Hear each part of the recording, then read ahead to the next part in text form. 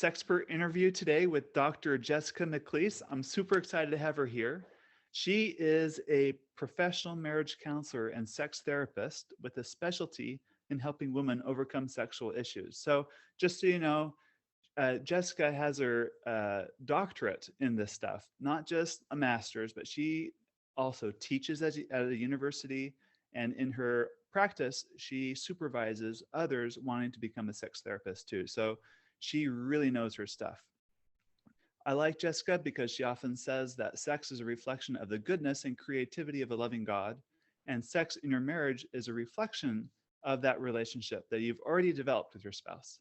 And I've known Jessica now for about 2 years. She's very smart, practical, caring, and she has a really sweet spirit about her. You can tell she loves God and brings that into her practice. And I think that's really important.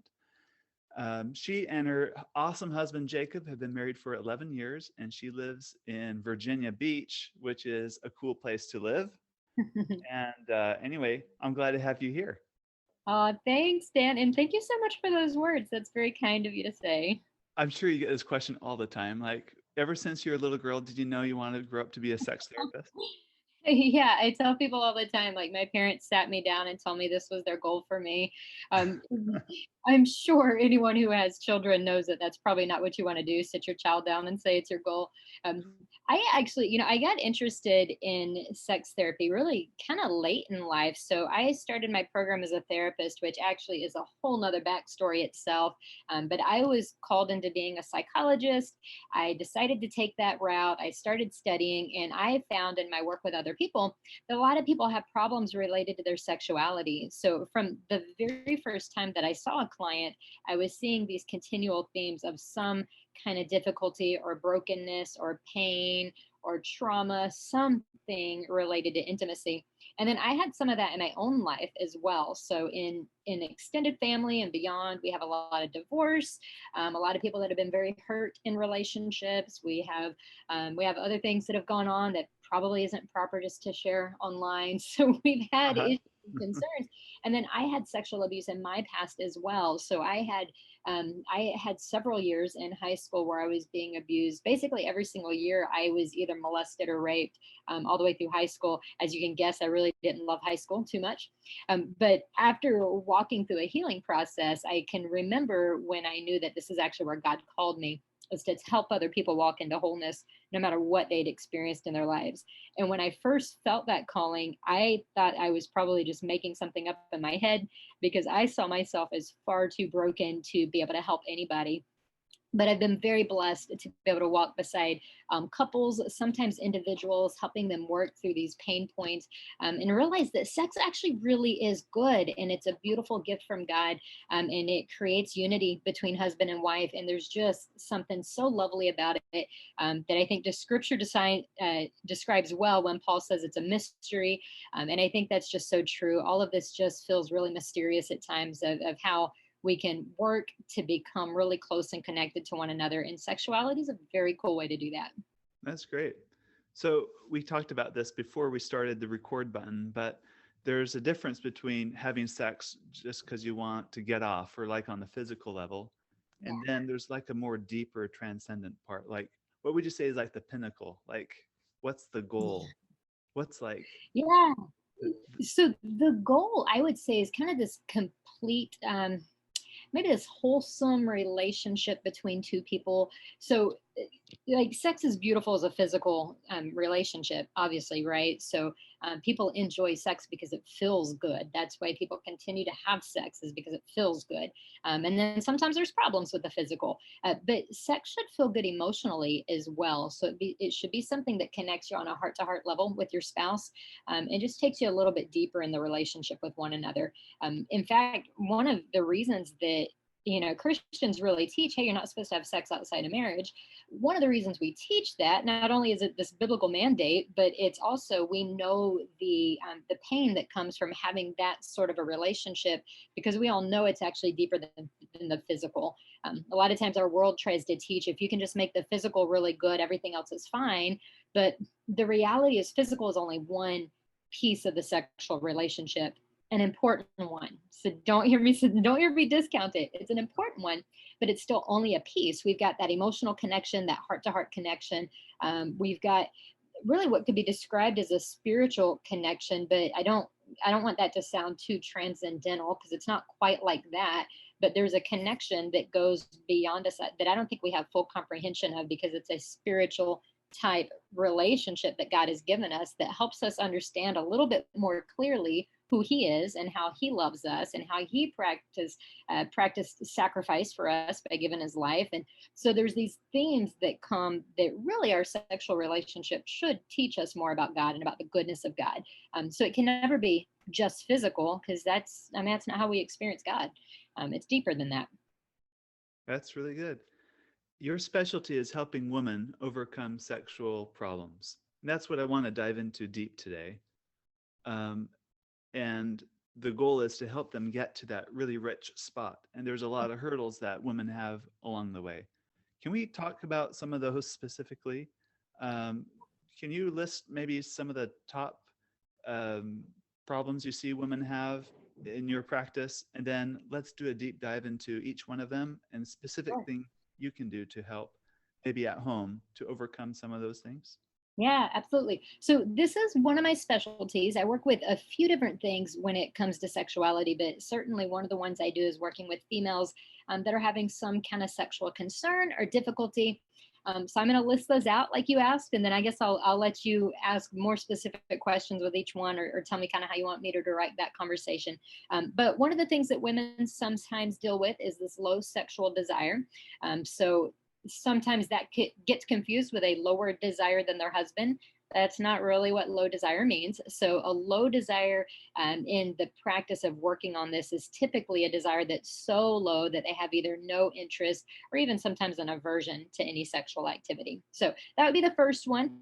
Another would be any difficulties with arousal. So, maybe they can sometimes feel some sort of arousal and then it goes away, or maybe they just never feel that arousal. So, that's another one of the concerns that I can work with. There are also some people that actually have sexual pain. There's kind of two categories for that. There's this over encompassing term of dyspareunia, where it's just vaginal pain with intercourse. And then there's vaginismus, where the vagina actually kind of closes and won't allow the penis entry. So that's a separate form of intimacy concern. So a little bit different, but those are treated in some similar ways. And then, of course, vaginal dryness that comes with menopause, which can also cause sexual pain.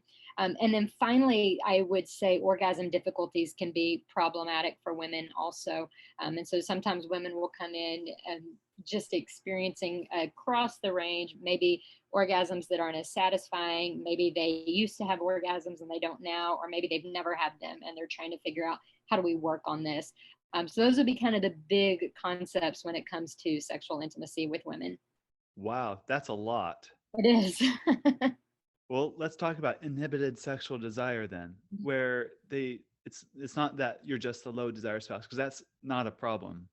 It's that you don't feel desire to begin with. How do you help people treat that? Yeah, so part of it, we got to figure out why that's going on. So, in actually, I would say that's actually the case with all of these different concerns, is we've got to figure out what's actually going on here. So, there can be a lot of reasons for low desire. It can be physical. So, there can be something hormonal going on that's making it difficult to achieve that desire level. Same with arousal. There could be something relationally going on. So, maybe your spouse has been really mean all week, and so you don't feel like being intimate. Like, that's because you can't get there emotionally. So that can be a problem sometimes. Every once in a while, there's kind of these spiritual concerns too. So some women that grew up learning that there is a lot of shame with sex have had a hard time experiencing desire and arousal. Sometimes that's because they completely shut it off as young people, because you're not supposed to have these desires, or so they believed. And so they would shut them off completely and then can't feel them later in life. So that's sometimes a reason why. Um, Desire and arousal issues, I would say, are kind of similar in the way that we would work through them. So we got to get a really good assessment first that would include looking at any kind of physical concerns or problems that are going on there. And when I say that, I mean like hormonal, looking at blood labs, even thing like thyroid, we would want to look at and see if that's contributing to maybe feeling a lack of desire, which would often present itself as more of kind of a depressive type symptom. So we want to look at all of that. We want to look at relational variables. We even want to look at mental health. So if someone is struggling with depression or anxiety or bipolar disorder, that could be playing a role. If they're stressed out and tired all the time. So if you have little ones at home and you wonder, why am I never sexually excited? It could be because you're really stinking tired all the time. So there are just so many factors that could play a role that we have to kind of pick through and look at to figure what is the actual treatment plan. Gotcha. We have 6 children, so we've been through that tired and like you feel like you're a zombie, like Yes. for years at a time, it feels like. So definitely, do you think sometimes it's just the basics? Like, are you taking care of yourself? Are you getting enough sleep? Are you exercising? Are you eating right? Like, those things can generally help Yeah. increase desire too. I would definitely say for some people, it really is as simple as that. It's just the basics. And so you start taking care of those and you just feel a whole lot better. Believe it or not, I remember one time, this is so funny that this was the solution, but I was working with a couple who were struggling with their intimacy, not feeling desire. So we start looking at their schedule, right? What else getting in the way? And one of the things that was a big problem is they had a dog that seemed to need letting out like every hour. And it was really frustrating for both of them. They built a fence in their backyard and let the dog out by itself. And it actually made huge changes in their life. We're talking little simple thing, right? That we sometimes don't think about, but it gave them the freedom to just let the dog run and play. We'll, spend our time together, but it opened up their schedule for every single day of the week where they felt like they had more time. So it's kind of funny as we get to work with people, like it can be little bitty changes that sometimes don't seem to have anything to do with sex that actually make a huge difference for their sex life. That's great. That's great. It's good. And relationship issues.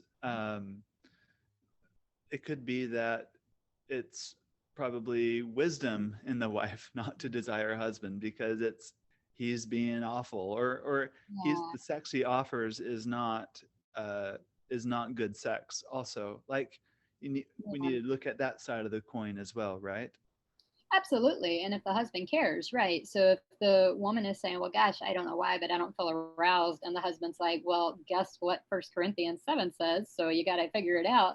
Like all of a sudden, you're going to have some disconnect there, right? Because then sex becomes some kind of obligation or it becomes a demand or a command, or whatever other language people might put on that.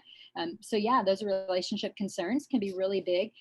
Women that have been through sexual trauma issues sometimes have a really hard time connecting with a spouse, even when he's not actually being unkind, because it feels like he's being unkind. So those relationship issues play a role there. If there's just not a lot of hanging out, a lot of women need time with their spouse outside of the bedroom to want to have spouse in the bedroom. Or want to have that time with their spouse in the bedroom. So you have to look at that as well. Like, what's the quality of the relationship? Do you feel like you're only being used for sex, or do you feel like you actually have a marriage and you also get to have sex in it? So yeah, there's so much to look through with those dynamics right there. That's great. All right, good, good. And I think a lot of that applies to inhibited arousal or having Mhm. trouble getting aroused. Is there anything specific about that specific condition you see? Yeah, like I said, I would definitely check first those hormonal issues. It may not be what's going on, but we don't want to rule it out. So if you're having hormonal concerns, everything else could be worked on and going well, and you might still feel, well, for some reason I don't have this desire. So we never want to neglect that piece. Always want to look at what's going on with your blood work. Talk to your medical provider. Go ahead and get some basic labs done. Get your hormones checked. This does not mean you have to jump into hormone supplementation, because I know some women who have said, hey, I really don't want to do that, So there's lots of natural ways you can heal the body with proper diet and exercise, getting sunlight. Like there's all these things that you can put in place, supplementing with vitamins. So there's plenty that can be done. This doesn't mean jump into a medical approach, but it's really good to know what we're starting with when we're talking about sexuality concerns. Because once we know how the physical is doing, we can dive deeper into that emotional connection, any mental health conditions that could be at play.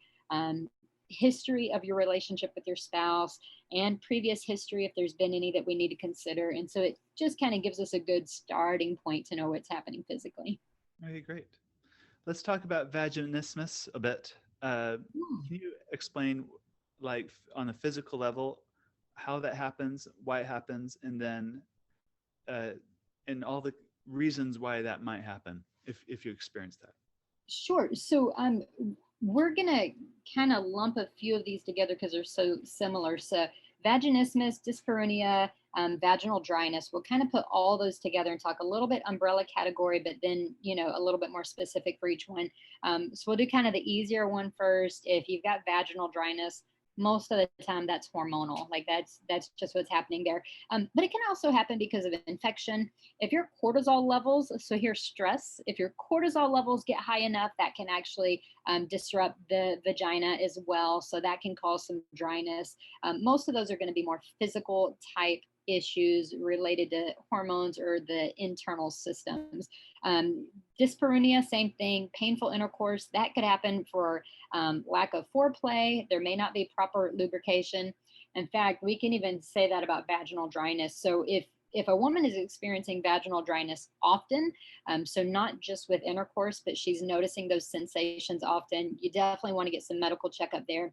If she's only noticing discomfort with sex, it may be that you need more foreplay or you need some lubricant, and that's fine. And if you're having allergies to certain lubricants, you can try coconut oil or actually olive oil as well. So there have been some doctors that have said olive oil actually might be preferred because coconut oil naturally is an antibacterial type oil, and so you could be disrupting the vaginal microbiome. The research is really scant there, but it's enough to say that it should probably be considered. So you might want to use olive oil instead. It seems to have no negative effect on the vaginal biome. And then the final one, let's see, vaginismus we didn't talk about yet. So with vaginismus, most women kind of know this is happening because instead of it being painful entry, they find that they can't have entry during sex. So the husband will often describe it as it feels like I'm hitting a wall of some type. And that's kind of the best description he can give. The woman will say the same, that it feels like he's bumping up against something. But what happens is there's actually an anxiety response that causes the vagina to shut down. Now, if we look at this from a protective standpoint, if you are being abused, that's a really good thing if that would happen, right? So that your body is protected. But when it happens because of anxiety, it's a proper response at an improper time would be the way to say that. So there's not necessarily something biologically wrong at that point, but we got to get to the source of where's that anxiety coming from. So there's entire protocols we can go through with clients when that's the case. But I would also highly recommend a pelvic floor therapist if that's going on, or even seeing a gynecologist and just finding out, is this happening only with sex? Am I unable to even get a pap smear because of this? So I would say definitely look for any kind of physiological issues that could be going on. And those are going to be your top people to do that: gynecologist, pelvic floor specialist. And really, if you have to choose one or the other, I would actually even start with a pelvic floor therapist, just because they have so much information on how to help. That's great. Any stories you can share on maybe a couple that had that condition and what steps they went through to help heal that? Yeah, so this is a pretty common concern. So I can definitely share kind of these generalities of what it looks like to work through that process. So when a couple is experiencing this, so if you work with me, and of course you can work with anyone, but if someone works with me, my expectation is actually husband and wife are both going to come in for that work together. So even though the wife may feel like, well, I'm the one that's the concern, I'm the one with the pain, I'm the issue, I'm putting in quotes, like if even if the wife feels that way, the reality is when you're talking about a sexual relationship, you're talking about a relationship between two people, and both people should be involved in the healing process. It's helpful for the husband to hear how he can help his wife, for him to learn all these educational pieces of what the relationship should look like, both physically, spiritually, emotionally. So for him to come join her in that process is really, really important. Now, he may not join her for sessions with a pelvic floor therapist. And I think that's fine, because that'd be like him joining her for a gynecological appointment. Couples may not feel the need for them both to be in that part of the process. It's very medical. But when a woman goes to a pelvic floor therapist, there's several different types of treatment that they'll do. One of the things they do is teach you even just about proper stretching. And that doesn't mean stretching the vagina. That literally means learning how to move your body correctly so that your spinal cord and other areas are lined up correctly. They a lot of times have chiropractors in their office also. They're going to make sure that the hips aren't disjointed or out of place, because that actually can cause a whole lot of vaginal pain. And we don't typically think of looking at how are the hips doing, how is the spine doing, but all of those systems work together. So a pelvic floor therapist knows how to look at all of that. Your people on this app may or may not have heard about dilators, but dilators are typically used in healing pelvic pain. It's a really medical procedure that you do at home.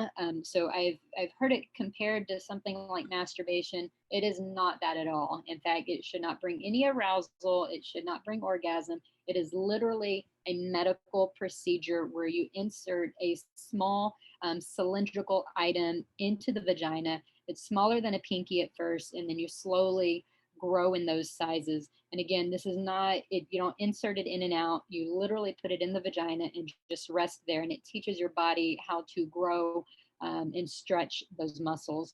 And then pelvic floor therapy, so they recommend that. Sex therapists recommend that as well. And then pelvic floor therapists will also look for fascia tissue. So if you're aware of working out, what working out does to the body, it creates this fascia tissue in the muscles. Well, the vagina can do the same thing, and not from working out, but just it exists as its own system as well.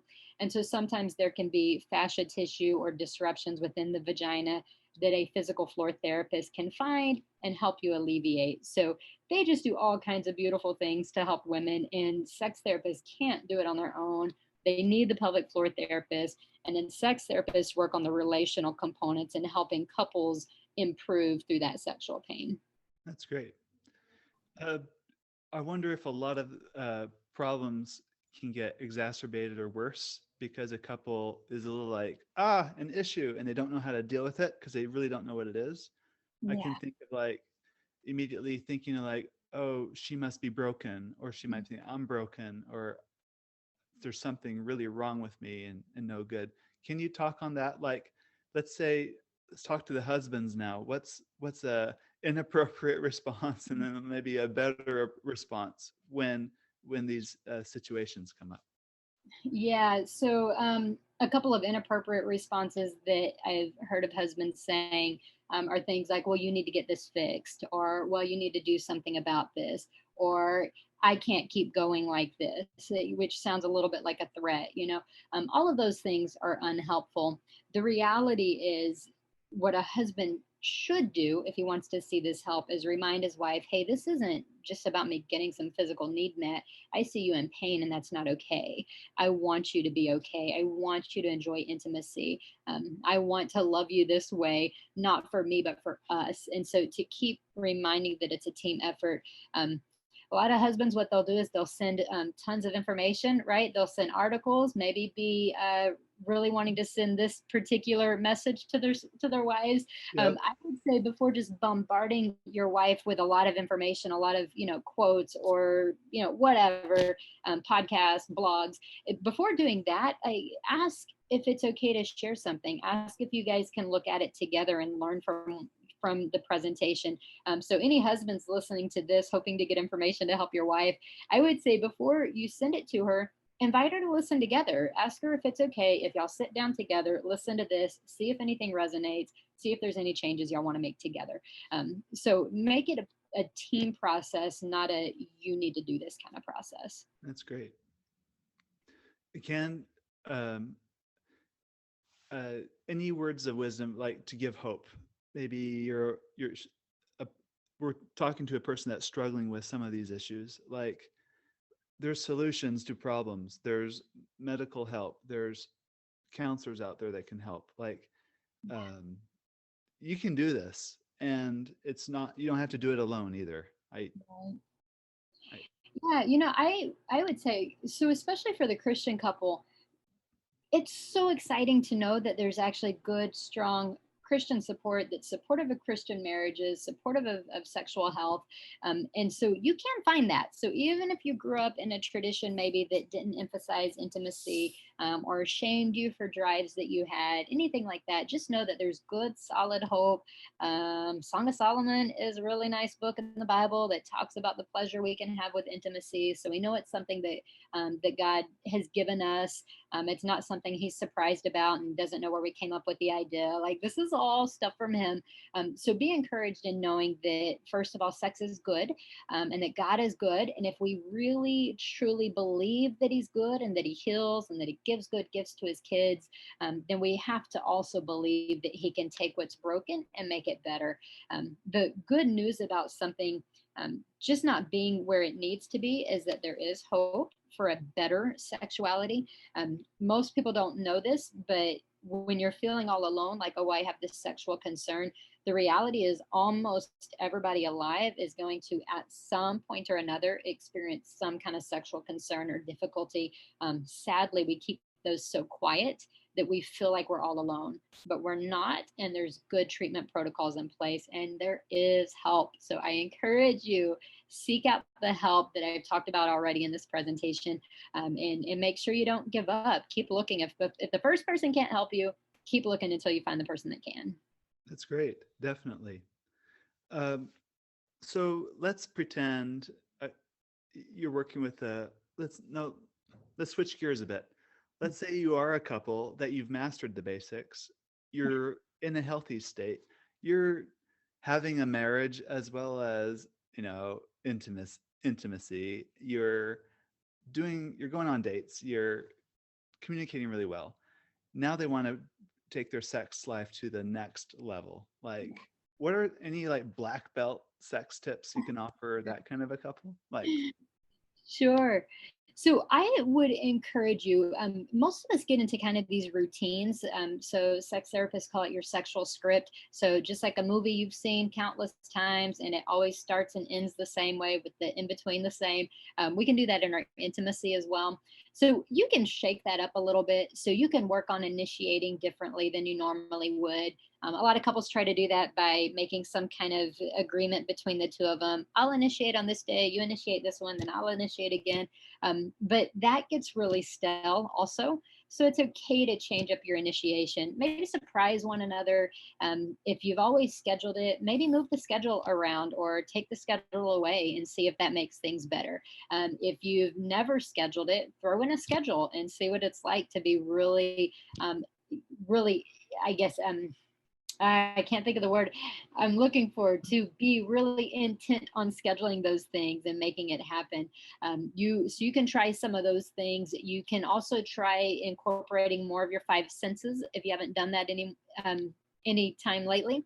So think about what you want the visual picture of your room to look like. Like, do you want to add some special lighting, or do you want to hang up a picture of y'all's wedding day? I don't know, anything that makes you feel connected. You may choose to wear something for one another. That would be bringing in the vision. You can bring in a sense of smell by having, candles lit, or essential oils, or special perfumes that you wear. Anything like that that would make it a little different than normal. You can do this with all of your senses, right? Hearing, you can throw in some music, maybe that's different than what you would normally use, or maybe you try silence if you always have music.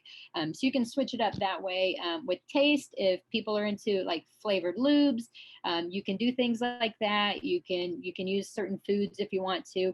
Do not put foods in the genitals ever, ever, ever. It is not healthy for your body. It will cause infection, but you can put chocolate syrup on the stomach and kiss it off of each other.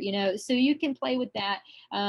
Touch, you can do different fabrics on your bed. Try satin sheets or something new. So basically, incorporate those five senses. I'm not saying do all of them at once because that would be a lot.